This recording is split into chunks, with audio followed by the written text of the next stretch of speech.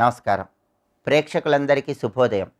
ఈనాటి శుభయోగం శీర్షికన మహాలయ అమావాస్య బతుకమ్మ ప్రారంభం సందర్భంగా ఎలాంటి విధి విధానాలు పాటించాలో, తద్వారా ఎలాంటి ప్రయోజనాలు సిద్ధింపజేసుకోవచ్చో పరిశీలిద్దాం.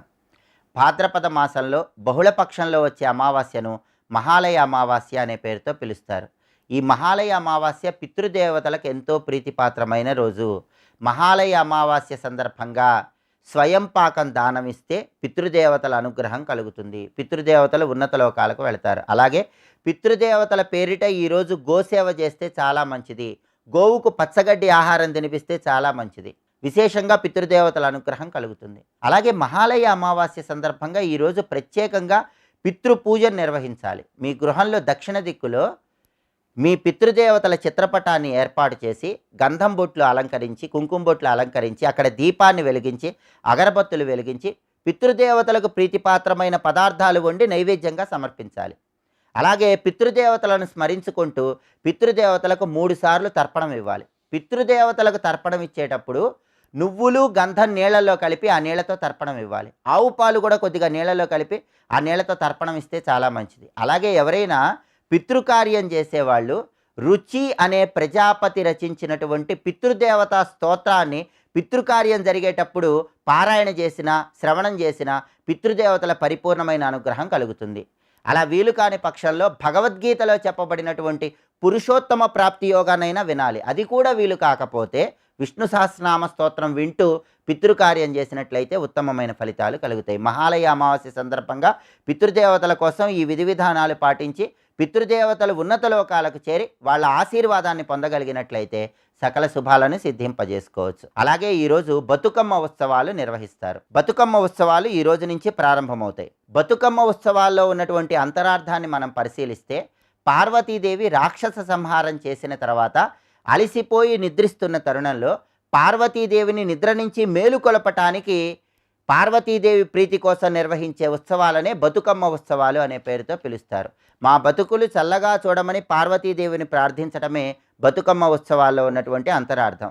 అనేక రకాలైనటువంటి పుష్పాలను ఏర్చి కూర్చి పేర్చి బతుకమ్మలుగా తయారు చేసి వాటి మీద తమలపాకులో పసుపు ముద్దను ఉంచి గౌరమ్మను పూజించి ఆ తర్వాత వాటిని నదిలో కానీ చెరువులో కానీ నిమజ్జనం చేయడం ద్వారా గౌరీదేవి విశేషమైన అనుగ్రహం కలుగుతుంది. బతుకమ్మ ఉత్సవాల్లో చివరి 3 రోజులు సద్దుల బతుకమ్మ ఉత్సవం అనే పేరుతో ప్రత్యేకమైనటువంటి పిండి వంటలు తయారు చేసి గౌరీదేవికి నివేదించి వాటిని అందరికీ పంచిపెట్టడం ద్వారా కూడా గౌరీదేవి విశేషమైన అనుగ్రహానికి ప్రతి ఒక్కరూ సులభంగా పాత్రలు కావచ్చు. రేపటి నుంచి దసరా శరన్నవరాత్రులు ప్రారంభమవుతున్న శుభతరుణంలో దసరా శరన్నవరాత్రుల సందర్భంగా ఏ రోజు అమ్మవారిని ఏ అలంకారంలో పూజిస్తే అమ్మవారి విశేషమైన అనుగ్రహం కలుగుతుందో, అలంకారాన్ని బట్టి అమ్మవారికి ఎలాంటి నైవేద్యాలు సమర్పించాలో, అమ్మవారి ప్రీతి కోసం ఎలాంటి మంత్రాలు జపించుకోవాలో శక్తి యోగం అనే శీర్షికన పరిశీలిద్దాం. నమస్కారం.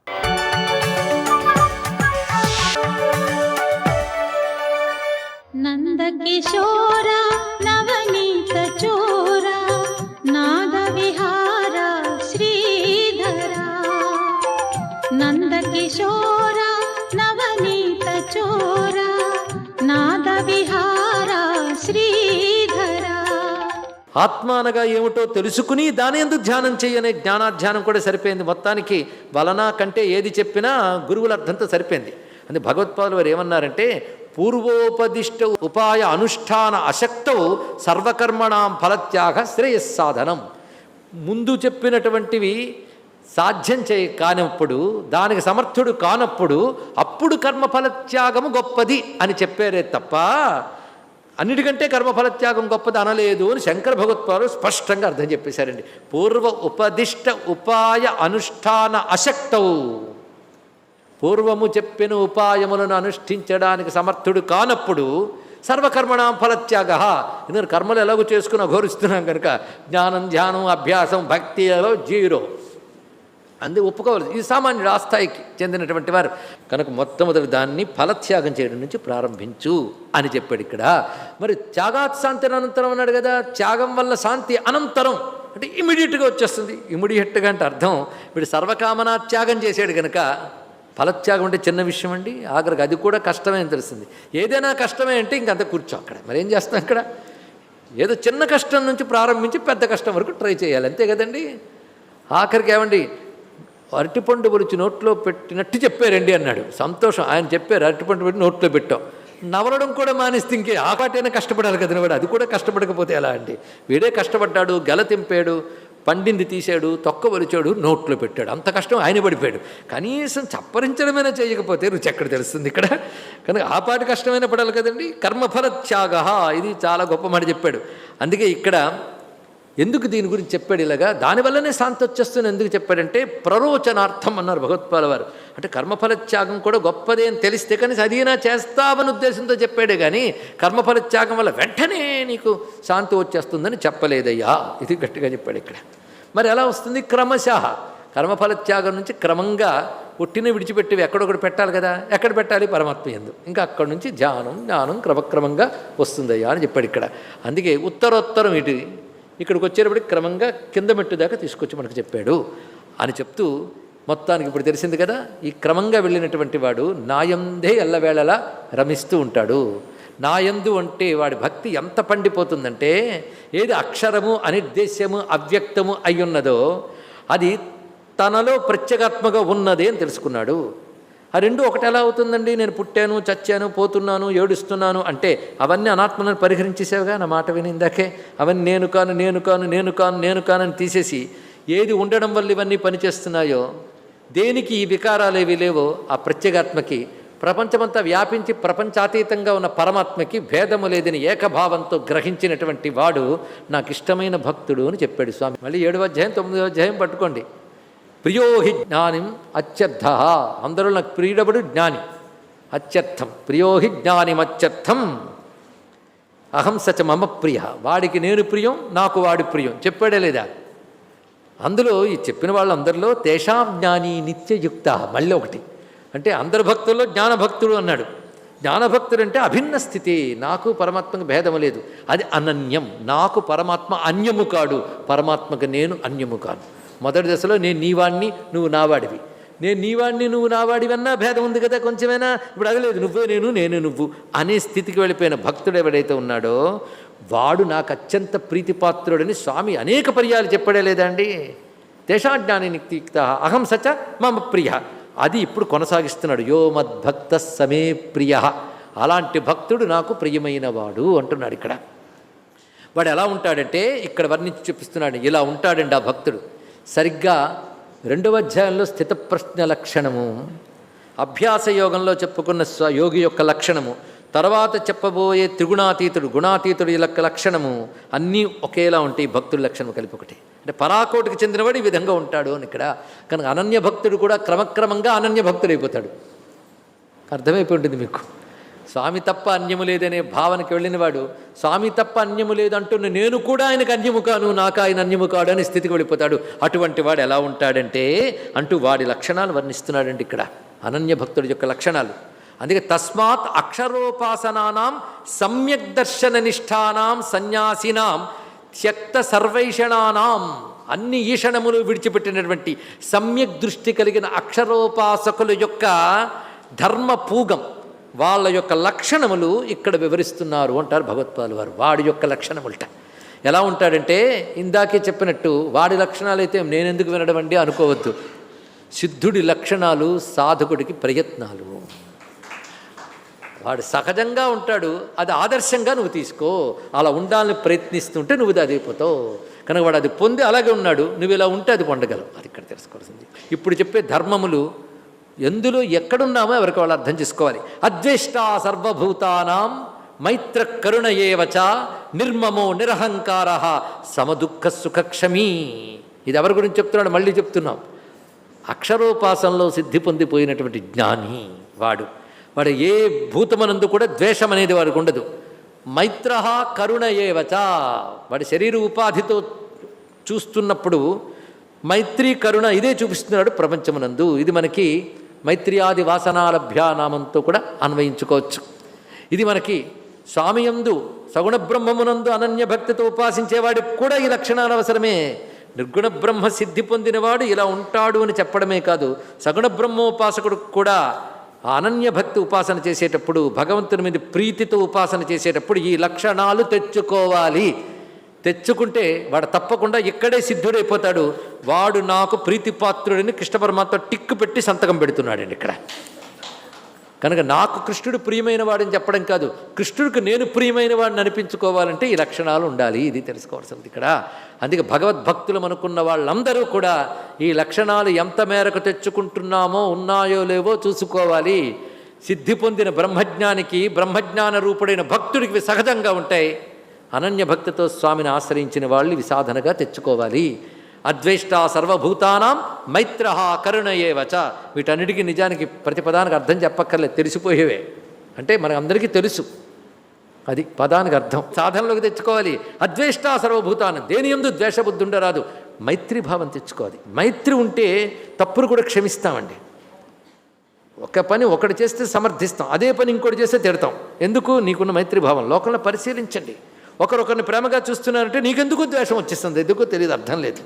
మరి వాడు ప్రేమగా చూడగలుగుతున్నాడే, నీకెందుకు ద్వేషం వచ్చింది అంటే భావంలో నీకు అంత విభిన్నత అన్నది.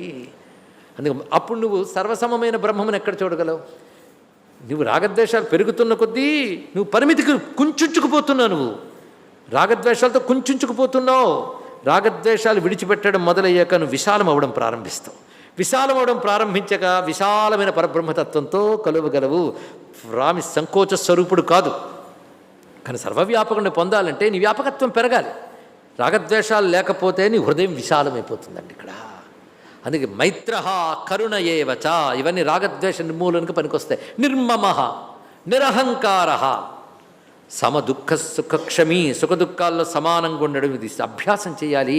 అందుకే సాధకుడికి అభ్యాసం, సిద్ధుడికి సహజం. క్షమి, క్షమ కలిగి ఉండాలి. క్షమ లేనప్పుడు భక్తుడు అనే మాట కూడా తగమండి. ఒక తాదాత్మ్యంలో భగవంతుడి గురించి విన్నప్పుడో అన్నప్పుడో అనుకున్నప్పుడు ఒక ఆనందం కలగచ్చు. అంత మాత్రానికి ఒక పాపం పోతుందేమో కానీ ఆయనకి దగ్గరికి వెళ్ళలేం. అది మనం ఆయనకి తృప్తి పడిపోకూడదు, నాకు ఇంకా మోక్షం గ్యారెంటీ అనుకోకూడదు. ఈ లక్షణాలు ఉండాలి ఇక్కడ. స్వస్తి.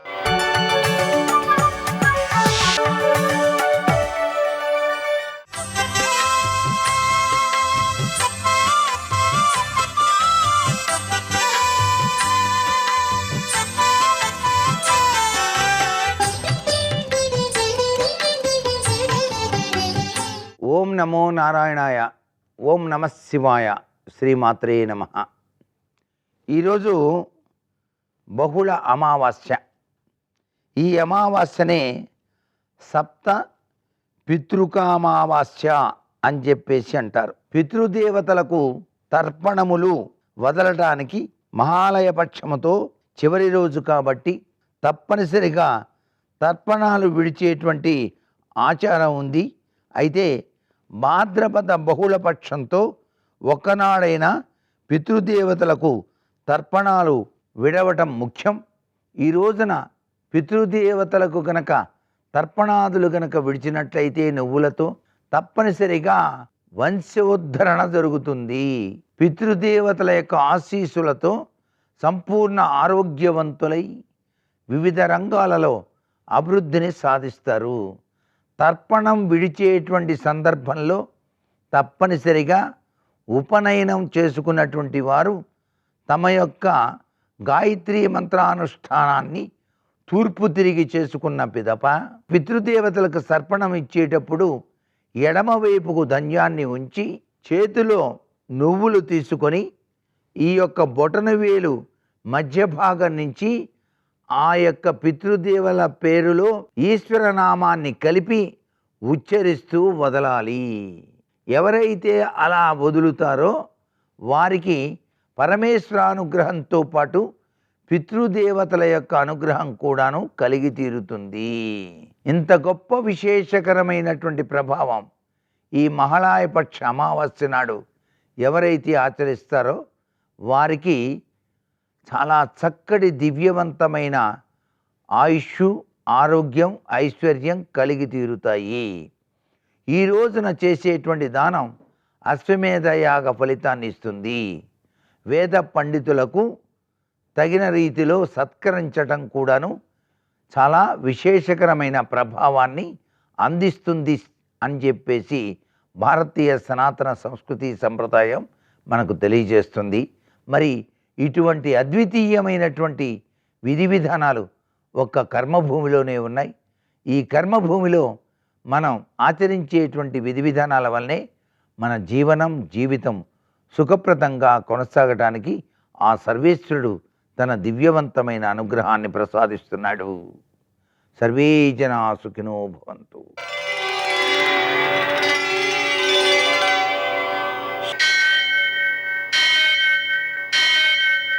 సహస్రశీరుషం దేవం విశ్వాక్షం విశ్వశంభువం విశ్వం నారాయణం దేవమక్షరం పరమం పదం విశ్వతః పరమాం నిత్యం విశ్వం నారాయణగుం హరిం విశ్వమేవేదం పురుషస్తద్విశ్వముపజీవతి పతిం విశ్వస్యాత్మేశ్వరగుం శాశ్వతగుం శివమచ్యుతం నారాయణం మహాజ్ఞేయం విశ్వాత్మానం పరాయణం.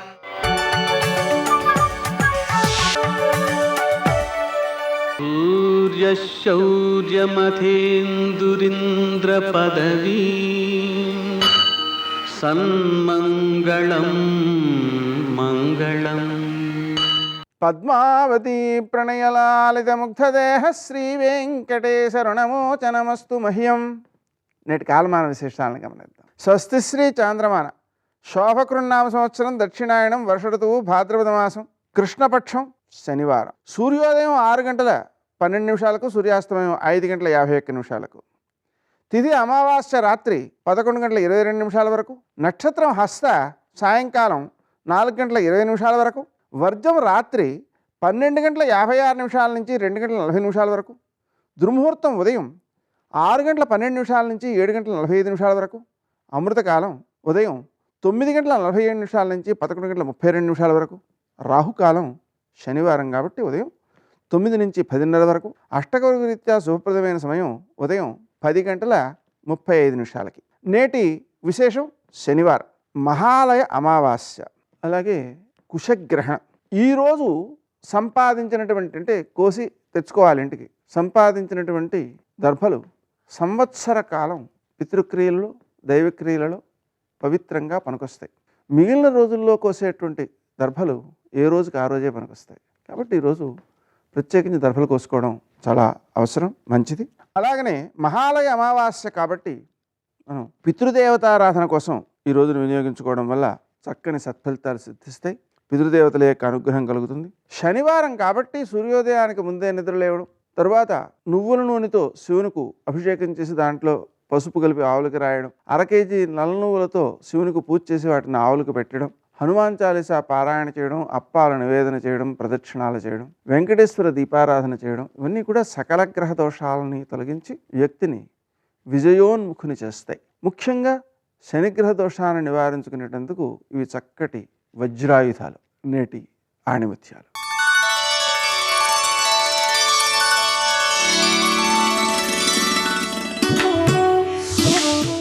మనిషి శీల ప్రవర్తనలను తీర్చిదిద్దలేని విద్య విలువలేనిది.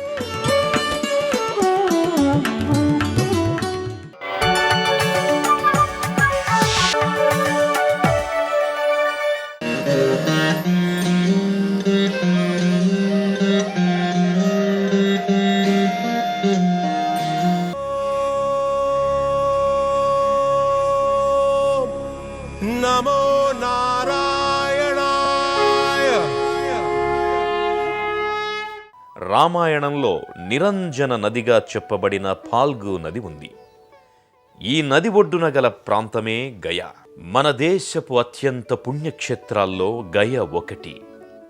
గయలో చేసే పితృకార్యాలు ముందటి 7 తరాలను ఉద్ధరిస్తాయని హైందవుల విశ్వాసం. అనేక ప్రసిద్ధ దేవాలయాలకు కూడలి అయిన గయలో అత్యంత ప్రసిద్ధమైనది విష్ణుపద మందిరం. ఈ విష్ణుపద మందిరం 18వ శతాబ్దంలో సరిగ్గా 1787లో నాటి ఇండోర్ మహారాణి దేవి అహల్యాబాయ్ హోల్కర్ పునర్నిర్మాణం గావించింది. గయకు ఆ పేరు రావడానికి కారణం గయాసురుడిని విష్ణువు చంపిన స్థలం ఇది అని ఒక కథనం. విష్ణువు తానొక యజ్ఞం చేస్తున్నానని, అందుకు అనువైన చోటు కావాలని అడుగగా గయాసురుడు తన ఛాతీని చూపాడని, ఆ యజ్ఞం సెగలకు తట్టుకోలేక విష్ణువుని ప్రార్థించగా తన పాదం మోపి అతనికి మోక్షమిచ్చాడని, గయాసురుని కోరిక మేరకు సకల దేవతలు అతని మృత శరీరంలో వాసముండి పవిత్రతను ప్రసాదించారని, అందుకే ఈ స్థలం అతని అభీష్టం మేరకు మృతజీవులకు పిండ ప్రదానాలతో సకల సాయుధ్యాలను ప్రసాదించే పవిత్ర క్షేత్రంగా భాసిల్లేలా విష్ణువు అనుగ్రహించాడని ఐతిహ్యం. ప్రధాన ఆలయం మటుకు విష్ణుపద మందిరమే.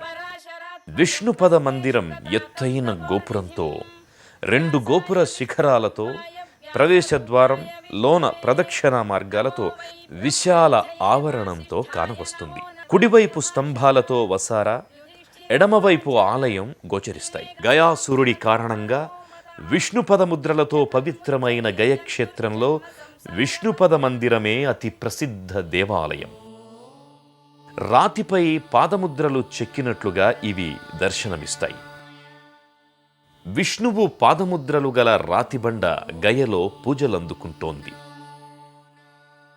విష్ణుపదం పరమ పవిత్రంగా భావింపబడుతుంది. శ్రీ మా గయేశ్వరీదేవి మందిరంలో దేవతా విగ్రహం నల్లరాతిమూర్తిగా విశాల నేత్రాలతో దర్శనమిస్తుంది.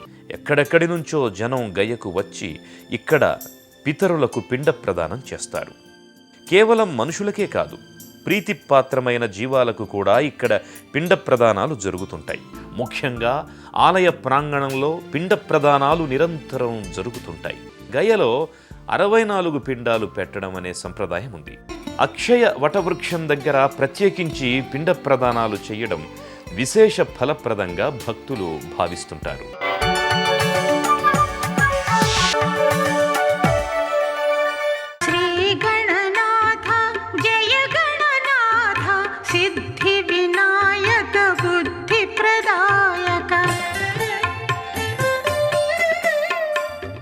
మొట్టమొదట ఈ లోకానికంతటికీ కూడా ఉన్న కుటుంబం ఎవరు అంటే పార్వతీ పరమేశ్వరులు. వాళ్ళిద్దరూ తల్లిదండ్రులు. ఆయనలోకి ఈ సమస్త బ్రహ్మాండములు వెళ్ళిపోతాయి మహాప్రళయంలో. ఆయనలోనే ఉంటాయి. మళ్ళీ కొంతకాలం అయిపోయిన తర్వాత ఆయనలోంచి పైకొస్తాయి. ఆయన యందు నిలబడతాయి, మళ్ళీ ఆయనలోకి వెళ్ళిపోతాయి. అందుకే శాశ్వతుడైనటువంటి వాడు ఎప్పుడూ కూడా అసలు చ్యుతి అంటే లేకపోవడం అనేటటువంటిది లేనివాడు ఎవరు అంటే పరమశివుడు. అటువంటి పరమశివుడు ఈ లోకములకన్నిటికీ కూడా తండ్రి. సర్వమంగళ అయినటువంటి పార్వతీదేవి జగత్తునకంతటికీ కూడా తల్లి. అటువంటి పరమశివుడికి వశవర్తులై ఉంటారు అందరూ కూడా. పరమేశ్వరుడికి 2 కుమారులు. ఒకడు విఘ్నేశ్వరుడు పెద్ద కొడుకు, రెండవ వాడు సుబ్రహ్మణ్యుడు. ఆయన విభాగం చేశాడు. విభాగం చేసినప్పుడు దేవతాగణములన్నిటినీ కూడా సుబ్రహ్మణ్యుడికి ఇచ్చి, నువ్వు దేవగణములకన్నిటికీ కూడా అధిపతివి, నువ్వు దేవ సైన్యానికి ఆధ్యక్షమునందుంటావు. అంటే దేవతల యొక్క సైన్యమంతా ఎవరి ఆధీనంలో ఉంటుంది అంటే సుబ్రహ్మణ్యుడి యొక్క ఆధీనంలో ఉంటుంది. భూతగణములన్నీ కూడా ఎవరి ఆధీనంలో ఉంటాయి అంటే విఘ్నేశ్వరుడి యొక్క ఆధీనంలో ఉంటాయి. ఈ జగత్తన్న తర్వాత అందరూ దేవతలే ఉండరు. దేవతలతో పాటుగా రాక్షస సంఘములు కూడా ఉంటాయి, భూత సంఘములు ఉంటాయి.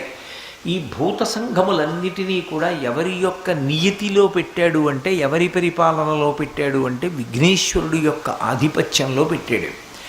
విఘ్నేశ్వరుడు అందుకే ముత్తుస్వామి దీక్షితారు వారు కీర్తన చేస్తూ భూతాధిపం అంటారు.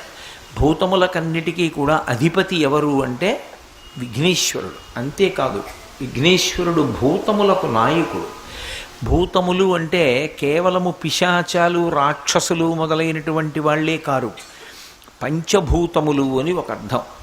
పంచభూతములు అంటే పృథివీ, ఆపస్, తేజో, వాయురాకాశములు. పృథివీ అంటే మట్టి, ఆపస్ అంటే నీరు, తేజో అంటే అగ్ని, వాయువు, ఆకాశము. ఈ 5టికి కూడా అధిపతి ఎవరు అంటే విఘ్నేశ్వరుడు. సర్వం శ్రీ ఉమామహేశ్వర పరబ్రహ్మార్పణమస్తు. స్వస్తి.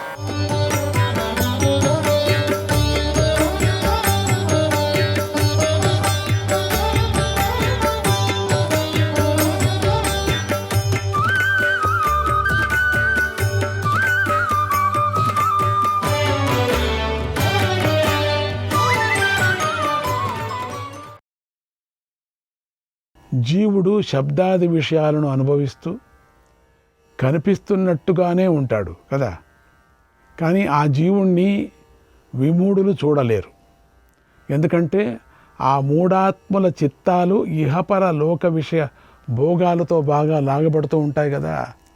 ఆ విషయ భోగాల్లోకి లాగబడిన మనస్సు కలవారే మూఢులు కదా. ఎప్పుడూ అట్లా పోతూ ఉంటుంది మనస్సు, ఎంత తీసుకొచ్చి పెట్టినా అట్లా పోతూ ఉంటుంది. చెప్పబడిన ఈ ఉత్క్రమణ మొదలైనవి ఏ చైతన్య స్వరూపంలో కల్పితములై ఉన్నాయో, ఏ ఆత్మ కోసమే శరీరాదుల కలయిక పనిచేస్తూ ఉన్నదో, అటువంటి అసంగుడైనటువంటి ఆత్మను ఈ విధంగా కూడా మూఢులు తెలుసుకోలేకపోతున్నారే. అయ్యో ఎంత కష్టం వచ్చిందని భగవంతుడు తన కనికరాన్ని వ్యక్తం చేస్తూ విమూఢ నాను పశ్యంతి అని చెప్పాడని తెలుసుకోవాలి. ఎవరైతే మూఢులు కాకుండా ప్రమాణంతో సిద్ధించిన జ్ఞాననేత్రం కలవారై, ప్రమాణంతో సిద్ధించిన విశుద్ధమైన చూపులు కలవారై ఉన్నారో వారు ఈ జీవుణ్ణి చూస్తున్నారని చెప్పి జ్ఞానాన్ని, జ్ఞానులను కీర్తించడం మాత్రమే కాక జ్ఞానంతో జీవుణ్ణి చూడవచ్చు అనే ఉపాయాన్ని కూడా చెప్పాడు. అంటే జ్ఞానంతో జీవుణ్ణి చూడవచ్చు. జీవుడు అంటే పరమాత్ముడు. అలాగే ఇహపరాలు అందుకని జ్ఞాన విజ్ఞాన దాంట్లోనే చెప్పుకొని వచ్చాడు కదా. మళ్ళీ వేరే విధంగా వివరణ చేస్తున్నారు. అలాగే ఇహపర భోగాలకై లంపటిస్తూ విమూఢులు కావద్దు అనేటువంటి హెచ్చరికను కూడా భగవంతుడు చేశాడు. ఇహపర భోగాలే మనకు చాలా ఆనందం, దాంతో వెళుతూ జీవుణ్ణి మర్చిపోతున్నాం. దీన్నంతా ఉపయోగించుకుంటున్నాడు అజ్ఞాని. 6 ఇంద్రియాలను, ప్రాణాన్ని కూడా అధిష్ఠించి ఉన్నటువంటి జీవుడు అవి వెళ్ళిపోతున్నప్పుడు వెళ్ళిపోతాడు, అవి దేహంలో ఉంటున్నప్పుడు ఉంటాడు, వాటి భోగంతోనే భోక్త అయి ఉంటాడు. నిజానికి అనుభవిస్తున్నది ఇంద్రియాలే కానీ జీవుడు కాదు. చూసారా, జీవుడు వెళుతున్నాడు, పోతున్నాడు, దాన్ని తీసుకుపోతున్నాడు, దాన్ని తీసుకొస్తున్నాడు. ఆ అన్నీ అనుభవించేదంతా ఇవే. ఎందుకంటే బ్రహ్మమే అయి ఉన్నటువంటి జీవుడు నిత్యతృప్తుడు, అతడికి భోగాలతో పని లేదు కదా. ఆ ఇంద్రియాలే సత్వరజస్తమో గుణాలు కలిగినవై ఉంటాయి కదా. అందుకే జీవుడు గుణాన్వితుడు అని చెప్పబడుతున్నాడు ఇక్కడ. ఈ జీవుడు కుండలోని సూర్యుడు, కుండలోని ఆకాశం వంటివాడు. ఎవరైనా కుండను తీసుకు వెళుతూ ఉంటే ఆ కుండలోని సూర్యుడు ఆకాశము కూడా వెళుతున్నట్టుగా ఉంటుంది కదా. కానీ నిజానికి సూర్యుడు ఆకాశం వెళుతున్నాయా అంటే లేదు. కుండలో పట్టుకొని వెళుతూ ఉంటే కుండలో ఖాళీ జాగమంతా ఆకాశమే. ఆ కుండలో కనపడేదంతా వెలుతురు అంటే సూర్యుడు.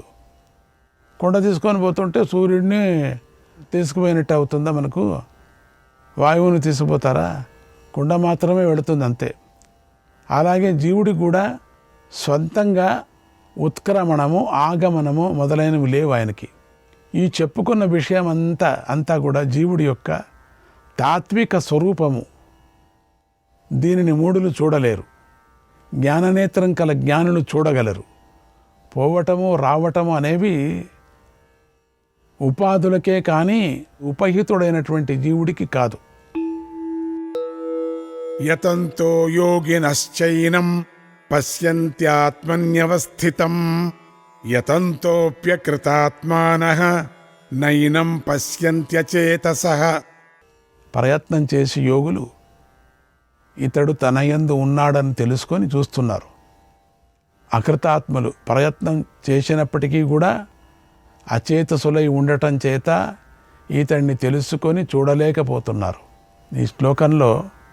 ఈ శ్లోకార్థంలో సంస్కృత పదాలు ఎక్కువయ్యాయి నిజమే, కానీ వాటికి ఉండే తూకం అటువంటిది. అందువల్ల ఆ పదాలతోనే మనం తెలుగులో అర్థం చెప్పుకున్నాం. ఇప్పుడు నెమ్మదిగా ప్రయత్నం చేసి దాని అర్థం తెలుసుకుందాం. పూర్వ శ్లోకం కూడా దాదాపు ఈ అర్థాన్నే చెప్పింది.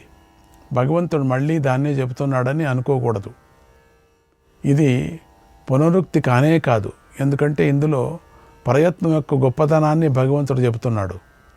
పుట్టకతోనే జ్ఞానులు అయ్యేవారు వేళ్ల మీద లెక్క పెట్టేంతమంది కూడా ఉండరు.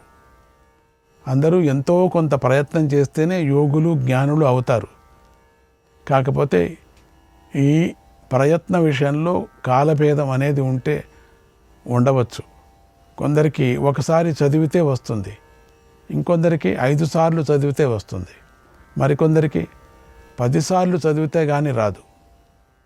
ఇలాగే కొందరు తొందరగా యోగాన్ని అందుకుంటారు, కొందరు నిదానంగా అందుకుంటారు, కొందరు ఆలస్యంగా అందుకుంటారు. ప్రయత్నం చేస్తే మాత్రం అందుకోకపోవటం అనేది ఉండదు అనేటువంటి విషయాన్ని భగవంతుడు చెప్తున్నాడు ఇక్కడ. ప్రయత్నం చేసేవాడు కనుక అతడు యతి అని పిలువబడతాడు. ప్రయత్నం చేసే కొందరు యోగులు చిత్తాన్ని సమాధానపరుచుకొని ఉంటారు. అటువంటి వారు మనం చెప్పుకుంటున్న పరమాత్మకు అంశ అయిన జీవాత్మను ఇతడే నేను అని తమలో అంటే తమ బుద్ధిలో ఉన్నాడని తెలుసుకొని చూస్తారు. అంటే సాక్షాత్తుగా చూస్తారు అని అర్థం. శాస్త్రము మొదలైన ప్రమాణాలతో ప్రయత్నం చేసినప్పటికీ అకృతాత్మలు అంటే తపస్సుతోనూ ఇంద్రియజయంతోనూ అంతఃకరణ సంస్కారాన్ని పొందనివారు, చెడు ప్రవర్తనను విడవలేక గర్వము అణగారిపోక ఉంటారు. అటువంటి వారు అచేతసులు అని పిలువబడతారు. అంటే అవివేకులు అని అర్థం. వీరు శాస్త్రాచార్యుల వద్ద శ్రవణం చేస్తారు, యుక్తిగా మననము మొదలైన సాధనాలు కూడా చేస్తారు. అయినా దర్పాన్ని మాత్రం వదిలిపెట్టరు. అందువల్ల వీరి అంతఃకరణం సంస్కరించబడదు. సంస్కారం లేకపోవటమే అవివేకత్వం. అందుకే ఆ అవివేకులు భగవంతుడు చెప్పిన జీవాత్మను ప్రయత్నం చేసినా తెలుసుకొని చూడలేరు. వాళ్ళు దురహంకారులు. అయ్యా ప్రయత్నం చేస్తే తప్పక ఫలం దక్కుతుంది అని చెప్పి ఇప్పుడేమో ప్రయత్నం చేసినా చూడలేరని చెబుతున్నారే అని సందేహం కలగటం సహజం. దానికి సమాధానం ఇలా చెప్పుకోవాలి. వారు శాస్త్రశ్రవణం మననాది ప్రయత్నాలు చేశారు, కానీ అన్ని అనర్థాలకు కారణమైన అహంకారాన్ని విడిచిపెట్టే ప్రయత్నం చేయలేదు. అంటే వీరు ప్రయత్నం అయితే చేశారు, కానీ సరైన ప్రయత్నం చేయలేదు. మైసూరు నుంచి బెంగళూరుకు పోవాలంటే ఉత్తరం దిక్కుకు పోవాలి, కానీ దక్షిణం కేసిపోయి మొండిగా బెంగళూరు రావాలంటే ఎలా వస్తుంది? రాదు కదా. అట్లా కొంతమంది మొండికేస్తారు. ఎందుకు రాకూడదు, నా జల్లెడలో నీళ్ళు ఎందుకు తీయకూడదని బావిలో పెట్టి తీసి బకెట్ నింపినట్టు నా ఇష్టం, మీరు కుండను కట్టుకోండి, నేను జల్లెడి కట్టుకుంటాను. ఎందుకు నింపలేదు? నేను నింపలేకపోతున్నాను, మీరందరూ నింపుతున్నారు. అయ్యా మాది కుండ. నాది కూడా అదే కదా, అట్లనే ఉంది కదా నాది కూడా. కుండ లేకపోయినప్పటికి కూడా నాది కూడా లోపల నీళ్లు ఉండాలి కదా. ఎందుకు బయటకు వచ్చే లోపల నీళ్లు పోతున్నాయి, నేను నింపలేకపోతున్నాను. అట్లా అయింది కథ. అలాగే ప్రయత్నం చేయటం ఎంత అవసరమో చెప్పిన పద్ధతిలో ప్రయత్నం చేయటము అంతే అవసరమని తెలిపేందుకే భగవంతుడు యతంతోపి అని అపి శబ్దాన్ని ప్రయోగించాడు. అహంకారాన్ని విడిచిపెట్టి సంస్కరింపబడని మనస్సును, ఆ మనస్సు కలవారిని పాషాణ తుల్యులు అన్నారు. అంటే గర్వంతో నిండిన మనస్సు రాయి వంటిది. గర్వం కలవారు రాయి వంటి వారు అని నీలకంఠులు చెప్పారు. పరమాత్మ జడము చేతనమైన జీవాత్మను చూడలేదు కదా. ప్రయత్నం చేసేవారు చేతన స్వరూపులు, అప్రయత్నవంతులు జడులు. ప్రయత్నం లేకపోవటమే పెద్ద జాడ్యం. ఇక 4 శ్లోకాల్లో చెప్తున్నాడు ఇక్కడ పరమాత్మ యొక్క విభూతిని సంక్షేపంగా చెప్పబోతున్నాడు. ఈ 4 శ్లోకాలు భగవద్గీతలోనే చాలా ముఖ్యమైన శ్లోకాలు అని పెద్దల అభిప్రాయం. పూర్వం 6వ శ్లోకంలో ఏ పరమపదమైతే చెప్పబడిందో అది అన్నిటినీ ప్రకాశింపజేసేది అయి ఉంది కనుక సూర్యుడు, చంద్రుడు, అగ్ని మొదలైన వారి వెలుగులు ఆ పరమపదాన్ని ప్రకాశింపచేయలేవు. ఆ పరమపదాన్ని చేరిన ముముక్షువులు సంసారం వైపు మళ్ళీ తిరిగిరారు అని చెప్పాడు.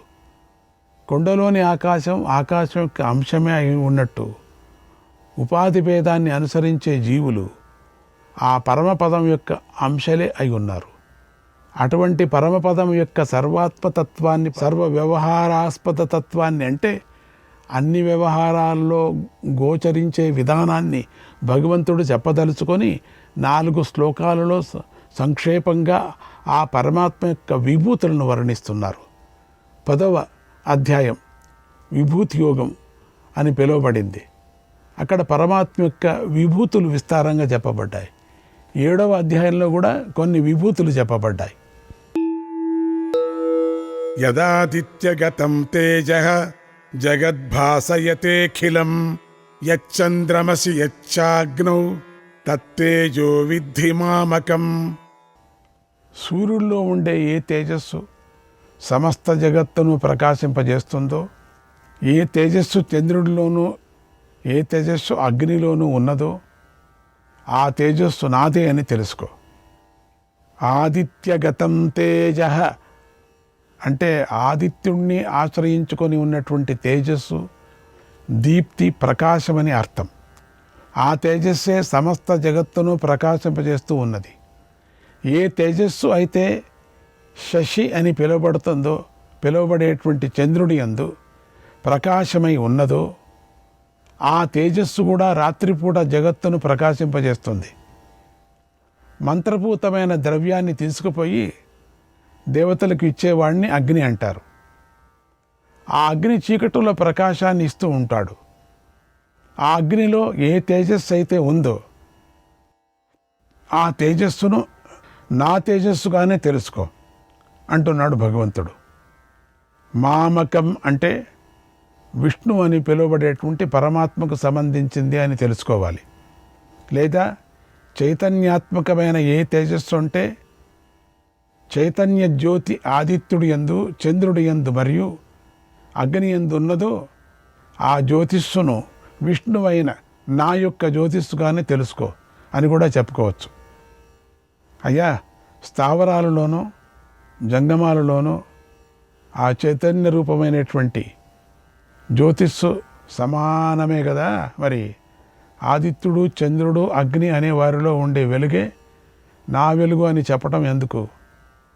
అలా విశేషంగా ఎందుకు చెప్పారని ప్రశ్నిస్తే దానికి సమాధానం ఇలా చెప్పుకోవాలి. ఇదేమి దోషం కాదు. ఎందుకంటే సత్వం ఎక్కువగా ఉండటం చేత అక్కడ ఎక్కువగా ప్రకటమయ్యింది అనే మాట లోకంలో కూడా సరిపోయేదే కదా. ఎక్కడ వెలుగు ఎక్కువగా ఉంటే అక్కడ వస్తువు ఎక్కువ ప్రకటంగా కనిపిస్తుంది కదా. అదే మళ్ళీ మళ్ళీ చెప్పుకున్నాం. భగవంతుడు చెప్పిన శ్లోకంలో ఆదిత్యుడు మొదలైన వారి యందు సత్వము చాలా ప్రకాశవంతంగా చాలా ఎక్కువగా వెలిగిపోతూ ఉంటుంది. అందువల్ల ఆ జ్యోతిస్సు అక్కడే ఎక్కువగా ప్రకటమవుతూ ఉంటుంది. కనుక దానిని నాది అని తెలుసుకో అని భగవంతుడు విశేషంగా చెప్పాడే కానీ అక్కడే అది అధికంగా ఉంటుందనే అభిప్రాయంతో కాదు. ఈశ్వర చైతన్యము స్వరూపంతో సమానమే అయినప్పటికీ ఉపాధులు మారినప్పుడు ఆ చైతన్యంలో తారతమ్యాలు కనిపిస్తూ ఉంటాయి. ఎలాగైతే లోకంలో ముఖరూపం ఒకే విధంగా ఉన్నప్పటికీ అది అద్దంలోనే కనిపిస్తుంది. కానీ కట్టెలు గోడల్లో కనిపించదు, అక్కడక్కడ కనిపించదు. ముఖం ఒకటే కానీ ఆ ముఖాన్ని చూసుకుంటున్న ఉపాధులు ఎన్ని ఉన్నాయో అవన్నీ వేరు. అలాగే చైతన్యం ఒకటే, ఉపాధులు వేరు. స్వచ్ఛమైన అద్దము మొదలైన వాటిలో ముఖం బాగా కనిపిస్తుంది.